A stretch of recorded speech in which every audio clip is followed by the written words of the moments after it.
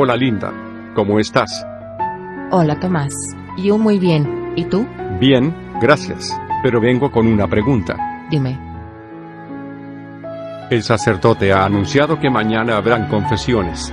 Quisiera saber qué es eso. Bueno, es una pregunta muy amplia y profunda, pero trataré de explicártelo. Todos los cristianos estamos llamados a la santidad, para ello hay que vivir en gracia de Dios. Esta gracia se obtiene en el bautismo. Si una persona se ha bautizado desde hace mucho tiempo, ¿todavía tiene esa gracia? Fundamentalmente recibe la gracia, pero tú sabes que todos somos pecadores, y pecamos frecuentemente.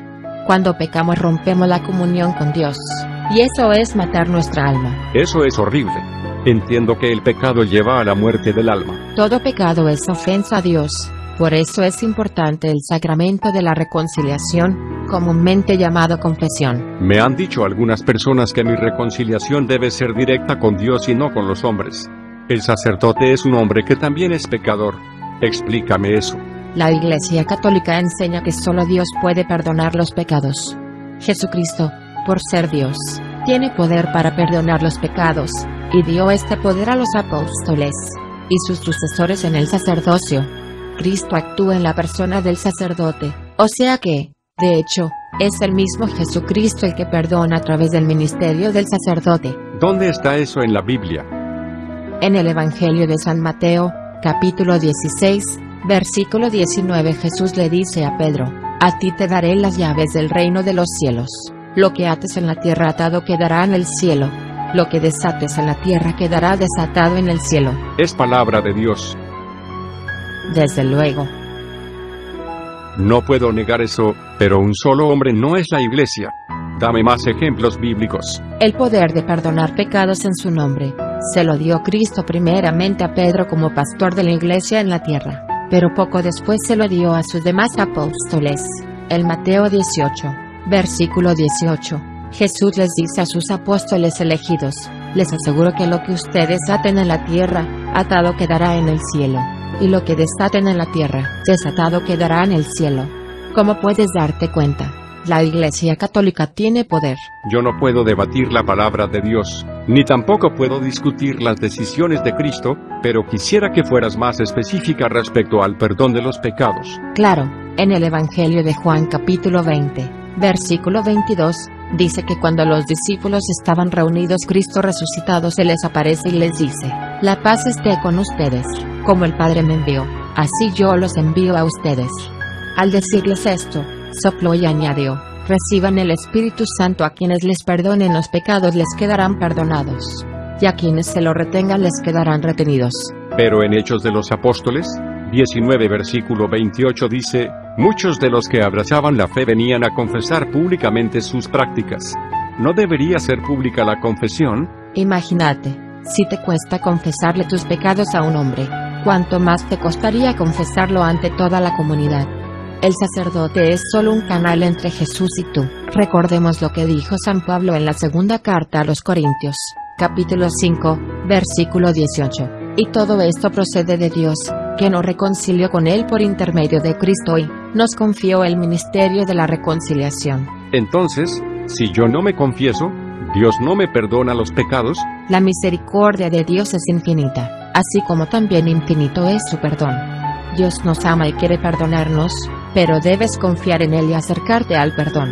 Ciertamente Dios puede perdonarte como quiera y cuando quiera, puesto que de su generosidad procede el perdón. Sin embargo, Jesús nos dejó un medio visible y seguro para obtener ese perdón.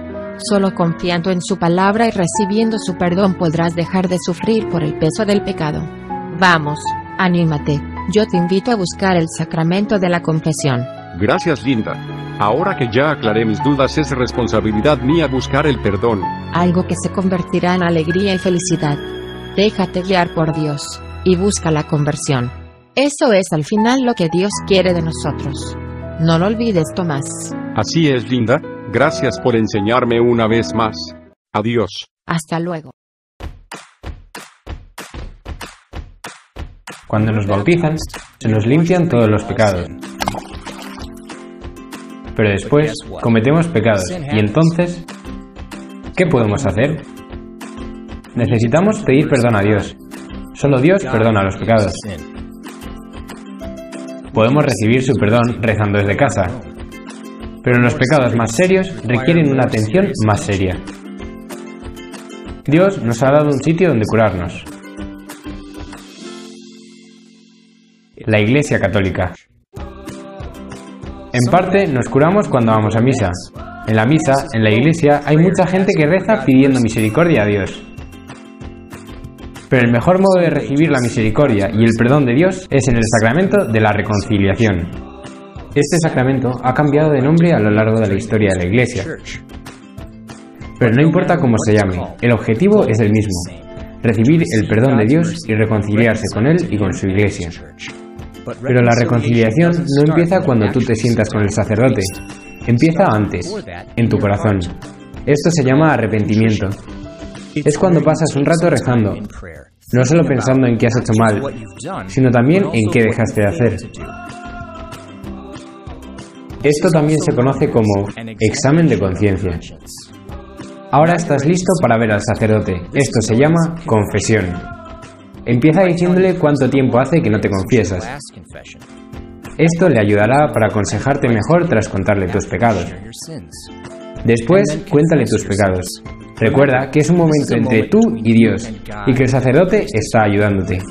Sé claro con lo que dices, pero no te alargues contando historias. Una vez hayas acabado, el sacerdote te pedirá que hagas algo para demostrarle tu arrepentimiento a Dios. Esto es la penitencia. Puede que sea rezar algo, o quizá te sugiera que hagas algo. Cuando acabes, te pedirá que digas un acto de contrición. Es una oración para decir que sientes lo que has hecho. Puedes decir una más formal, o también puedes decir una más personal. Después viene la absolución. Aquí es donde entra el poder de Dios. Este es el milagro. Si de verdad te arrepientes de lo que has hecho, se te perdonarán todos tus pecados. Pero aún no ha terminado. La última parte del sacramento, conocida como cumplir la penitencia, que es cuando sales de la confesión, no solo perdonado, sino fortalecido, para vivir según Dios quiere, hacer tu penitencia y vivir una nueva vida con la ayuda de su gracia. Contrición, confesión, penitencia. No es solo decir nuestros pecados. Es preparar nuestro corazón confesando lo que hemos hecho mal y volver al mundo llenos de la gracia de Dios, hasta que necesitemos volver y hacerlo otra vez. Los obispos sugieren que nos confesemos una vez al mes y la Iglesia lo requiere una vez al año. Recuerda, todo el mundo peca. Todos cometemos errores que nos alejan de una vida santa y perfecta. Solo Dios perdona. A través de la muerte y resurrección de Jesucristo, le dio a la Iglesia el sacramento de la confesión, para reconciliarnos con Dios y nuestra familia en la fe.